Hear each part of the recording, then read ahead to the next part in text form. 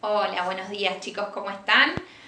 Bueno, como les dije, hoy vamos a tener una clase especial, ¿sí? Y para comenzar les traje 3 imágenes, ¿sí?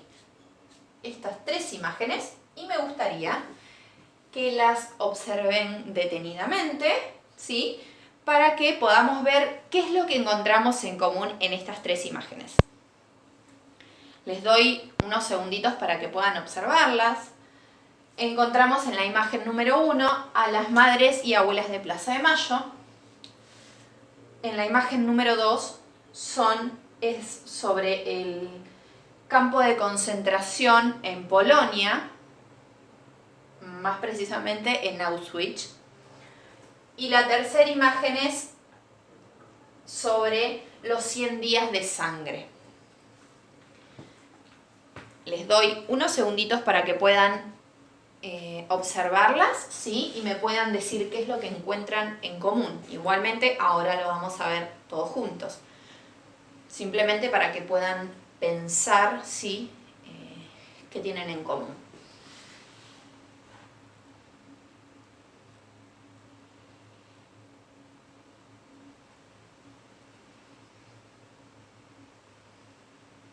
Bueno, a ver, una cosa que quiero que sepan bien y sepan diferenciar son 2 conceptos. Primero, el concepto que quiero que quede muy bien claro es el de la palabra genocidio, ¿sí? ¿Qué es un genocidio? Se preguntarán, porque quizás todos saben a qué hace referencia un genocidio, pero no saben el concepto principal de la palabra genocidio. Bueno, un genocidio es el exterminio sistemático y deliberado de un grupo social por motivos raciales, políticos o religiosos. ¿Y cuáles son los actos que implican un genocidio? La matanza o lesiones graves hacia miembros del grupo, medidas destinadas a impedir los nacimientos en el seno del grupo y el traslado por la fuerza de niños de un grupo hacia otro. Se preguntarán de dónde es que yo saco esta información, ¿sí? Porque son conceptos muy específicos, ¿sí? Lo saco del Estatuto de Roma. El Estatuto de Roma es un código civil internacional, ¿sí? A partir de 1998 codificaron por primera vez en el Estatuto todos los crímenes de guerra, ¿sí? Y están todos detallados en el Estatuto. Y hay otra palabra que me gustaría que conozcan y sepan diferenciarla de la palabra genocidio, que es lesa humanidad. Un crimen de lesa humanidad es un atentado contra la dignidad humana que viola los principios fundamentales del derecho internacional. Por ejemplo, la esclavitud, la tortura, el exterminio y la desaparición forzada, ¿sí? Debe tratarse de un ataque generalizado contra una sociedad civil con multiplicidad de víctimas. Bueno, en la primera imagen, sí, como dijimos, están las madres y abuelas de Plaza de Mayo, ¿sí? Pidiendo justicia. ¿Justicia por qué? Por el genocidio que sucedió en nuestro país durante la dictadura militar, entre los años 1976 y 1983. Como sabemos, hubo 30.000 desaparecidos, ¿sí? El gobierno de turno, que era el gobierno del comandante Videla, dio la orden de asesinar a todos aquellos que no coincidían con la ideología política de su mismo partido. Por lo tanto, fueron perseguidos, torturados, amenazados y asesinados de una manera muy cruel. El día 24 de marzo de todos los años es el Día de la Memoria, Justicia y la Verdad, y se conmemora a todos aquellos asesinados y desaparecidos durante la dictadura en nuestro país. Fue un genocidio, fue uno de los genocidios más grandes a nivel internacional. Este tema nosotros ya lo vimos detenidamente justo a principio de año, cuando tratamos el Día de la Memoria, ¿sí? Bueno, en la segunda imagen, ¿qué podemos ver? En la segunda imagen podemos ver niños, son niños que están detenidos en el centro, en los campos de concentración. Específicamente esto es en Auschwitz, ¿sí? En Polonia. Como sabemos, durante la Segunda Guerra Mundial, incluso antes, ¿sí?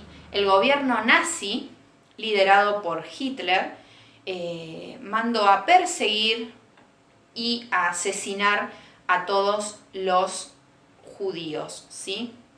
Era tanto el odio y el rechazo que tenía Hitler y el gobierno nazi contra los judíos que mandó a exterminarlos. También de maneras muy crueles. Los perseguían, los llevaban en trenes de carga, todos juntos, apretados. Los llevaban a distintos campos de concentración para ahí usarlos para hacer trabajos forzosos. Los dividían por edades. Los niños hacían ciertos trabajos, los adultos y los ancianos. Aquellos que veían que no tenían suficiente fuerza o que no iban a servir para hacer el trabajo que ellos necesitaban, directamente los mandaban a las cámaras de gases para asesinarlos cruelmente. Se supone o se dice que a partir de la segunda mitad de 1941, Hitler da la orden explícita de aniquilar a todos los judíos de Europa, ¿sí? Si bien antes, durante las diferentes invasiones, se fueron ya asesinando a muchos judíos, no solamente judíos, sino también gitanos. Y recordemos que a este genocidio se los denominó y se lo llama el Holocausto. El Holocausto dejó como víctimas a 11 millones de personas, ¿sí? 11 millones de judíos.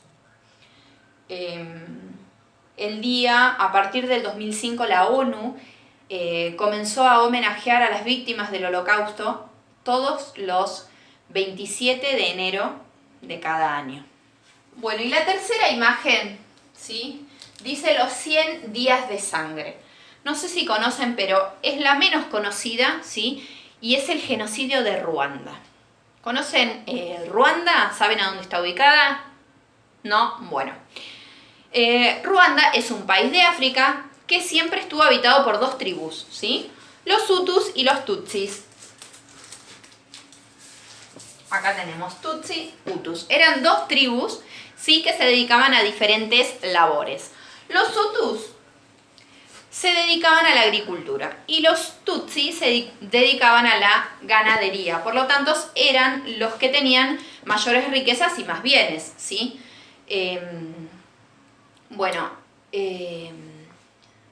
África era un continente libre, pero siempre las potencias mundiales estaban interesados en repartirse las tierras, ¿sí?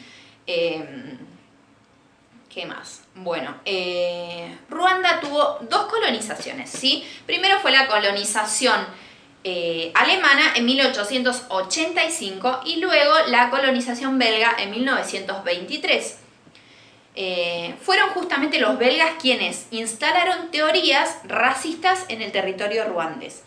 ¿Por qué teorías racistas? Porque ellos lo que hacían era como insistir en la diferencia entre una tribu y la otra, ¿sí? Es más, hasta se decía que les medían el tabique nasal, ¿sí? Para ver a qué tribu pertenecían. Imagínense el nivel de discriminación que había en ese momento. Justamente fue instalado por los belgas, porque antes se podía convivir, si bien cada uno aceptaba, ¿sí? Su tarea y aceptaba quién tenía más, en ese momento estaban bien divididos los grupos, ¿sí? Los Tutsi y los Hutus. Pero podía ser que un Hutus se convierta en Tutsi, ¿sí? Obviamente con el esfuerzo del trabajo, porque debía tener más riquezas, obviamente. Bueno, es más, después de la colonización belga, cada integrante y habitante del pueblo ruandés tenía un carnet de identificación, como lo que tenemos ahora nuestro DNI, ¿sí? Como el DNI, bueno, en ese momento tenían un carnet de identificación en el que figuraba ya a qué tribu pertenecían, si eran Hutus o si eran Tutsis. Los belgas obviamente decidieron apoyar a los Tutsi, que eran los que tenían mayores riquezas y bienes, ¿sí? Bueno, luego en 1962 Ruanda se independiza de los belgas, ¿sí? 10 años después, 10 años después, porque fue en 1972 cuando mueren 350.000 hutus en una matanza y un crimen que sucedió en Burundi, que es el país vecino. Mueren en el enfrentamiento entre tutsis y hutus, mueren 350.000 hutus. Bueno, más adelante, obviamente siempre iba a haber como esta rivalidad, ¿sí?, entre ambas tribus, porque ya estaba implantada desde la colonización belga. Luego, en 1989, se formó un gobierno. Por lo tanto, dijeron, bueno, ya va a reinar la paz en Ruanda porque tenemos un gobierno, si bien el gobierno era Hutus, ¿sí? Pertenecía a la tribu Hutus. El 6 de abril de 1994, el presidente Ivana, que era el presidente Hutu en ese momento, sufre un atentado aéreo y encuentra la muerte, ¿sí? Es asesinado en un atentado. Desde ahí comienzan los 100 días de sangre. Los 100 días de sangre terminan el 15 de julio del mismo año, de 1994. El día 5 de abril, que matan al presidente Ivana, al otro día amanece muerta, asesinada, la ministra también de la misma tribu, Hutus. ¿Qué pasa? Los Hutus empiezan a convocar por las radios y los programas radiales, digamos, empiezan a convocar a todos los Hutus para asesinar a todos los Tutsi, a todos los Tutsi de Ruanda, ¿sí? Entonces, es muy famoso ese audio que dice, vamos a convocar para matarlos, aplástenlos como cucarachas, mátenlos. Esos eran los comunicados que se daban por la radio, ¿sí? Entonces empezaron a perseguir y asesinar a todos los Tutsi, incluyendo niños, abuelos, mamás. Los despedazaban, los torturaban. A las mujeres les introducían palos, fierros, les rompían la cabeza a los niños contra la pared. Es más, imagínense el dolor de esas torturas, que había tutsis que decidían pagar para que los maten de un tiro, porque no querían sufrir tanto dolor. La verdad es que fue muy fuerte lo que vivió Ruanda, ¿sí? Luego la ONU quiere intervenir, entonces debía mandar 2.000 soldados franceses para poder intervenir en esta masacre y que puedan terminar con tantos crímenes. ¿Y qué hace la ONU? No manda 2.000 soldados, manda 200. 200 soldados equipados con armas, con tanques de guerra, pero con 200 soldados no podían hacer nada. Nada en absoluto, porque eran muchos, ¿sí?, los de las tribus. Entonces, ¿qué pasó? Nada. Hay muchas imágenes de niños jugando con armas o subidos a los tanques de guerra, no sé si han visto. Esas imágenes son justamente de los 100 días de sangre, ¿no? De los soldados franceses que estaban ahí como si nada, sin poder solucionar ni hacer nada. Más adelante se activa la misión turquesa. La misión turquesa era mandar al ejército francés para poner fin a estos crímenes en Ruanda. Finalmente el ejército francés termina asesinando y matando a los Hutus para poder terminar con esta masacre, porque eran ellos los que seguían atacando a los Tutsi, ¿sí? Es más, también murieron Hutus moderados, que se los llamaba a los Hutus que estaban como cuidando a los Tutsi en la montaña. También murieron ellos. La verdad es que fue muy triste lo que vivió Ruanda. Y bueno, hay una cosa que siempre me quedó a mí como esa duda, ¿no? Y esa impotencia de sentir que fue, no sé si fue más grave o la masacre de Ruanda o la indolencia del mundo ante la situación que estaba viviendo Ruanda, ¿sí? Porque recordemos, todos somos importantes. Es importante Ruanda, es importante Alemania, es importante Polonia, la Unión Soviética, Argentina, el pueblo armenio. Todos somos importantes. Todos tenemos un valor. No merecemos que nos arrebaten los derechos humanos, ¿sí? Y justamente por eso es que yo les dejo un video.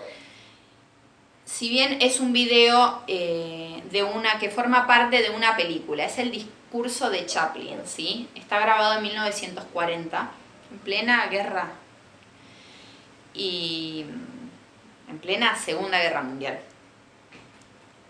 Es un discurso, pero ¿por qué elegí este discurso? Es un discurso atemporal, porque me parece que puede coincidir ese pensamiento con ese discurso. A ver, para mí es el mejor discurso de la historia. Y espero que ustedes también puedan coincidir cuando vean el video. Es el mejor discurso de la historia. Es un video atemporal. Si bien fue grabado en 1940, prácticamente puede ser válido para Ruanda. ¿Por qué no? Ruanda fue en 1994. Es un pasado reciente, ¿sí? Puede ir también para el tema de la dictadura en Argentina. Es un video y un discurso extraordinario. Se los dejo y bueno, como tareita me gustaría que anoten, ¿sí? La frase que más les impactó, que más les gustó del discurso de Chaplin.